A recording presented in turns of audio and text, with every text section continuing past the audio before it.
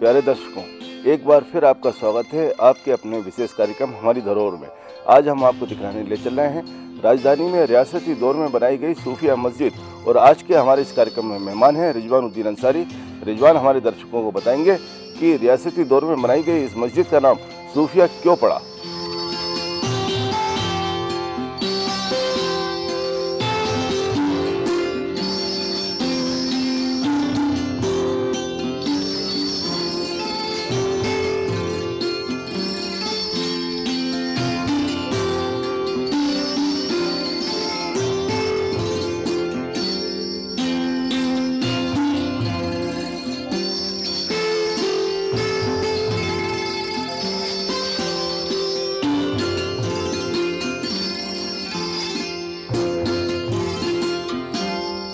हम जिस जगह बैठे हुए हैं इस जगह को कहा जाता है मौलवी ज़ियाउद्दीन साहब की टेकरी, यानी ज़ियाउद्दीन साहब की टेकरी के नाम से ये जगह मशहूर है। मौलवी ज़ियाउद्दीन साहब काजी दोराहा यानी सिराजुद्दीन साहब टाट पोस्ट के फ़ारूकी के ख़ानदान से ताल्लुक़ रखते थे और वो यहाँ पे एक बहुत बड़े सूफ़ी और संत महात्मा यहाँ के माने जाते हैं। मौलवी ज़ियाउद्दीन साहब यहाँ पे जब आए थे और यहाँ पे दोराहे से जब यहाँ पे क़याम किया था तो इसी जगह पे रहने लगे थे, जिसकी वजह से ये इनका इस टेकरी का नाम ज़ियाउद्दीन साहब की टेकरी के नाम से मशहूर हो गया। ये 1835 से पहले की बात है, क्योंकि 1835 के अंदर उनका वफ़ात हो गई थी। उस समय यहाँ पे एक मस्जिद थी जो एक बहुत छोटी सी मस्जिद हुआ करती थी और चूँकि वो एक सूफ़ी प्रवृत्ति के आदमी थे इसलिए इस मस्जिद का नाम भी सूफिया मस्जिद पड़ गया। ये काजी सिराजुद्दीन साहब के जो ख़ानदान के मौलवी ज़ियाउद्दीन साहब ये अबुल-लैस रहमतुल्लाह अलैह जो कि खलीफा थे हज़रत शाह वलीउल्लाह साहब रहमतुल्लाह अलैह उनके मुरीद थे और उन्हीं की वजह से यहाँ पे इसका क़याम हुआ। इस टेकरी की और भी कई ख़ुसूसियात हैं उसी वक्त के अंदर, क्योंकि यहाँ पे जब 1837 के अंदर जहांगीर मोहम्मद खां साहब भी इसी जगह आन के ठहरे थे। जब उनको यहाँ से मुनीर मोहम्मद खां उनको बचाने आए थे और वो शौकत महल में उस वक्त कैद के अंदर थे, यानी कि नज़रबंद किए हुए गए थे और उनको बचाने के लिए वो यहाँ आन के इसी जगह पर ठहरे। उसी ज़माने का यहाँ खानगांव भी है, क्योंकि उसी खान्स यहाँ पे आके ठहर गए थे और जहांगीर मोहम्मद खां इस जगह तक आए थे जो कि मुनीर मोहम्मद खां ने उनको भेजा हुआ था वहाँ के फ़ौज को और वो यहाँ से उनको उठा के लेके गए थे।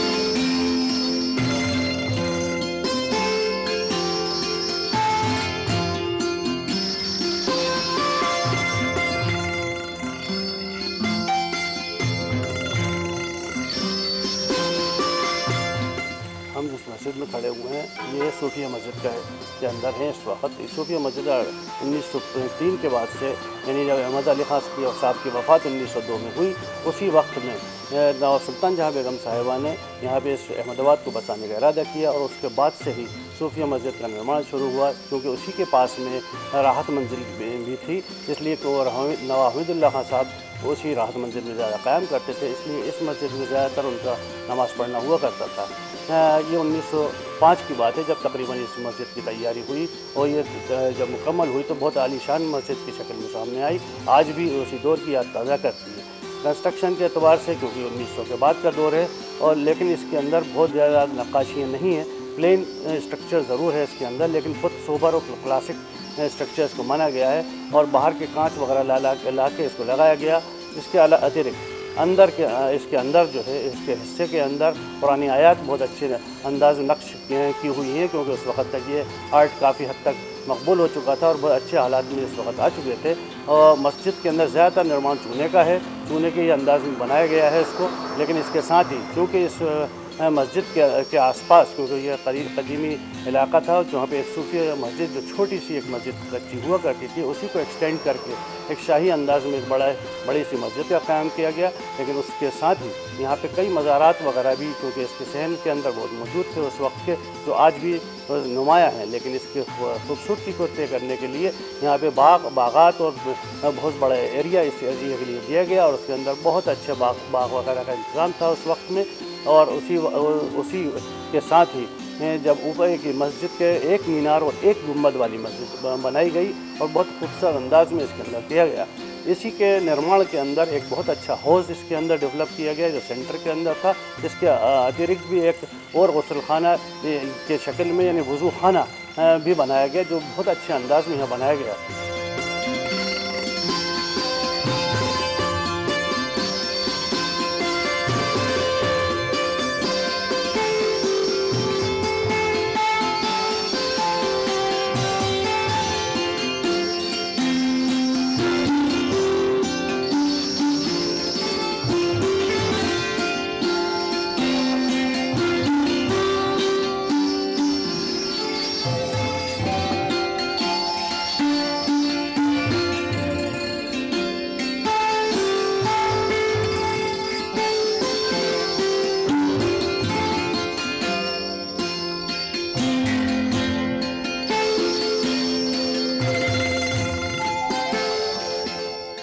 मौलवी जियाउद्दीन साहब के नाम पर बनाई गई इस सूफिया मस्जिद का निर्माण भोपाल रियासत की आखिरी महिला शासिका नवाब सुल्तान जहां बेगम ने कराया था।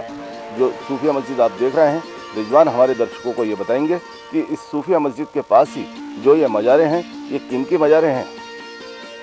इस सूफिया मस्जिद के इस अहाते के अंदर कई मज़ारात हैं, जिनमें से खुसूसियत से देखा जाए तो नवाब सुल्तान जहां बेगम साहिबा का मज़ार है और नवाब हमीदुल्लाह खान साहब का मज़ार है। सुल्तान जहां बेगम साहिबा जिनका जन्म 1858 में हुआ था। इस प्रांगण में और भी कई महत्वपूर्ण मज़ारात और भी मौजूद हैं, जिसमें से एक रियासुद्दीन साहब का मज़ार है, मियाँ जी रियासुद्दीन साहब, जो कि मौलवी जियाउद्दीन साहब के ही शागिर्दों में से थे। इसके अलावा नवाब कुद्सिया बेगम साहिबा के कामदार थे और उसके साथ ही सिकंदर जहां बेगम के उस्ताद भी थे, क्योंकि वो महत्वपूर्ण ऐसे कई और महत्वपूर्ण व्यक्तियों में, जिसमें एक राबिया सुल्तान साहिबा जो कि नवाब हमीदुल्लाह खान की सबसे छोटी बेटी थी, और उनके शोहर मोहम्मद नादिर मिर्ज़ा साहब का भी मज़ार इसी प्रांगण में मौजूद है। इस मस्जिद के अंदर और भी कुद्सिया सुल्तान साहिबा जो कि नवाब हमीदुल्लाह खान की सबसे छोटी बेटी थी, और उनके शोहर मोहम्मद नादिर मिर्ज़ा साहब का भी मज़ार इसी प्रांगण में मौजूद है। इस मस्जिद के अंदर और भी कुछ खसूसियात हैं जब इसका निर्माण हुआ, क्योंकि कई बार इसके कुछ हिस्से बढ़ते चले गए। ख़ासतौर से नवाब हमीदुल्लाह खान साहब के इंतकाल के बाद से उनका जब मज़ार बनाया गया यहाँ पे, उस समय भी यहाँ पंडित नेहरू जी भी यहाँ पे आए थे। उसी इस मस्जिद के निर्माण क्योंकि शुरुआती तौर पे जब हुआ था, तो इसके अंदर ख़ासतौर से कांच वगैरह जो है बेल्जियम से और कुछ इंग्लैंड से सामग्री मंगाई गई थी, इसी तरह की जो इसके अंदर आज भी मौजूद है।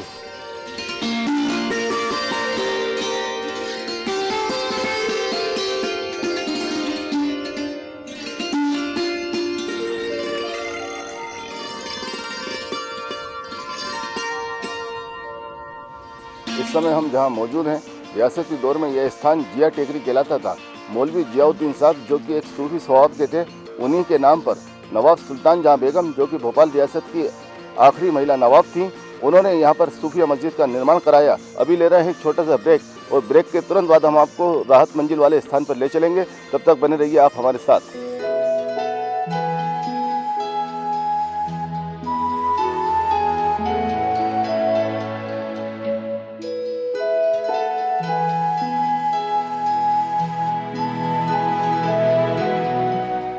क्या आप बिल्डर, स्कूल, कॉलेज या किसी कोचिंग इंस्टीट्यूट संचालक के वादों से परेशान आ चुके हैं? आपके साथ किसी अस्पताल में इलाज के दौरान लापरवाही की गई है, या बिल को लेकर आपको अपमानित किया गया है? किसी शॉपिंग मॉल या शोरूम या ब्यूटी पार्लर में किसी तरह का कोई धोखा हुआ है, तो हमें बताइए। हम हैं हैथवे बीटीवी नेटवर्क और हम हैं आपके साथ। अपनी समस्या लिखकर हमें अपने नाम तथा स्थान के साथ 7869248249 पर SMS करें या कॉल करें 07552766 या 2766 पर। अब आपको मिलेगा पूरा इंसाफ।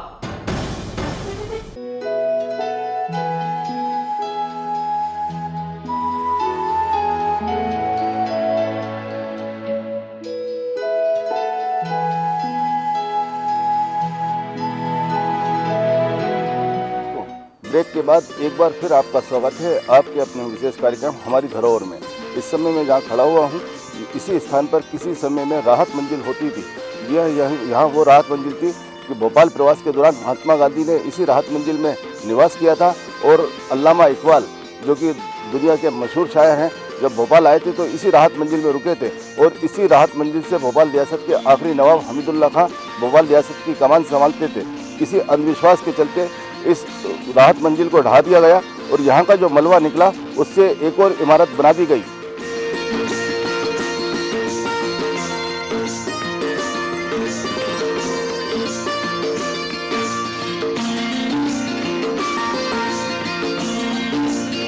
जब 1868 के अंदर शाहजहां बेगम साहिबा ने अपना इख्तियार संभाला, यानी गद्दी संभाली, और शाहजहांबाद बसाने का उसी समय से उन्होंने इरादा कर लिया था। जब उसका इरादा कामयाब हुआ और वो आगे बढ़ता चला गया, तब उस शहर को यानी शाहजहांबाद के इस हिस्से को संरक्षित करने के लिए उन्होंने दीवार का निर्माण किया। ये दीवार के अंदर करीब 6 द्वार थे। जो ये सबसे पहले द्वार जो है तीन मोहरों के पास यानी ताजमहल के पास से बना, और उसके बाद से ये दीवार गई सबसे पहले बाब मोहम्मदी यानी लाल दरवाजे की तरफ।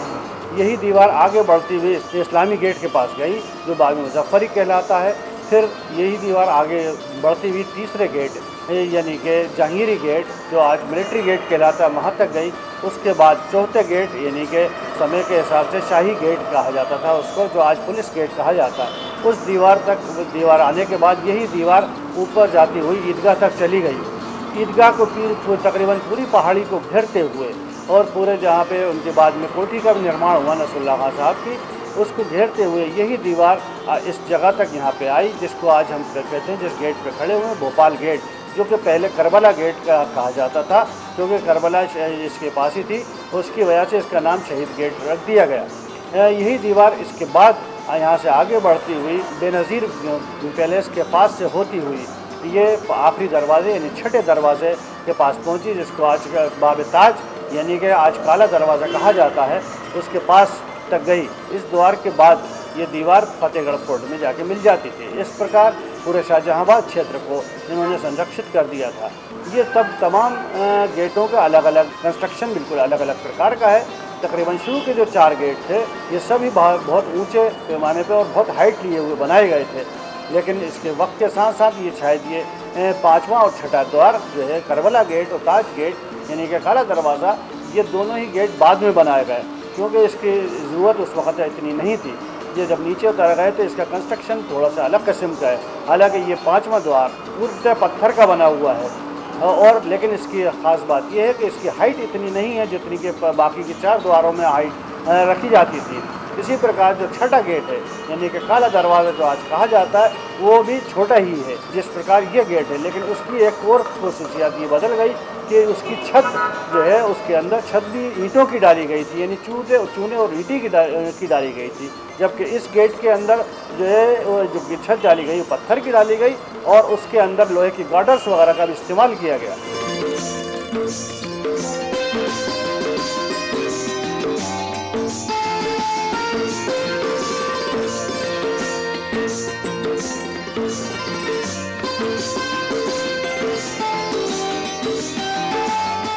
रियासती दौर में आबादी को सुरक्षित रखने के लिए एक लंबी चौड़ी दीवार बनाई गई और साथ ही बनाए गए 6 गेट। इनमें से एक गेट करबला गेट को सन 1998 में शहीद गेट घोषित कर दिया गया। तो दर्शकों, अब हम आपको लिए चलते हैं रियासती दौर की हमीदिया लाइब्रेरी, जो इन दिनों लोकायुक्त भवन कहलाता है।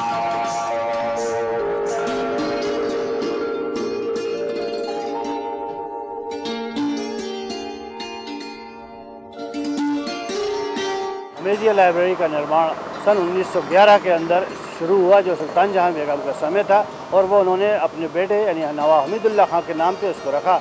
इसके लाइब्रेरी के अंदर कई हज़ार किताबें थीं और इसके अंदर कई हज़ार कलमी नुस्खे भी उस ज़माने के मौजूद थे। इसी से इसके साथ ही एक वो समय भी था जब वहाँ पे एक पेंटिंग्स का एग्जीबिशन भी लगा हुआ था, तहसीन मोहम्मद खां के द्वारा बनाई हुई पेंटिंग्स भी उसमें मौजूद थी। इन लाइब्रेरीज़ को जब समाप्त हुई, इस लाइब्रेरी की समाप्ति 49 के करीब, और उस समय यहाँ पे पॉपुलर मिनिस्ट्री का गठन हुआ, तब उस पॉपुलर मिनिस्ट्री का ऑफिस भी इसी जगह लगता था। और जब 1956 के अंदर इसकी आज़ादी के बाद भोपाल का जब विलीकरण होने के बाद जब यहाँ पे इसको ऑफिस मेन बना दिया गया और इसके असेंबली का यही शुरुआत हो गई, तो इसको GAD स्क्वायर कहा जाने लगा, यानी जनरल एडमिनिस्ट्रेशन स्क्वायर। यहीं पे भोपाल रियासत की एडमिनिस्ट्रेशन इसी मुकाम से होता था। ये बहुत अच्छा फाइन कंस्ट्रक्शन है, उस दौर के एतबार से बहुत अच्छा जदीद कंस्ट्रक्शन बनाया हुआ गया है, और इसके अंदर कई डोम्स वगैरह बनाए गए हैं और अंदर बड़े बड़े हॉल्स वगैरह मौजूद हैं।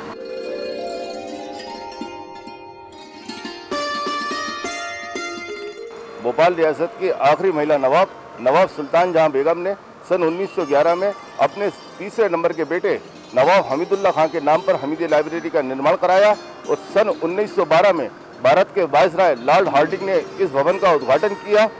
आज़ादी के दौर में जब आज़ादी की लड़ाई लड़ी जा रही थी, तब इस भवन में कई बैठकें होती थी। सन 1949 में भोपाल राज्य के भारतीय संघ में विलय होने के बाद इस भवन का उपयोग भोपाल स्टेट की विधानसभा के तौर पर हुआ, और जब 1 नवंबर सन 1956 में मध्य प्रदेश का निर्माण हुआ, मध्य प्रदेश का गठन हुआ, तब इस भवन के अंदर सामान्य प्रशासन विभाग का ऑफिस था।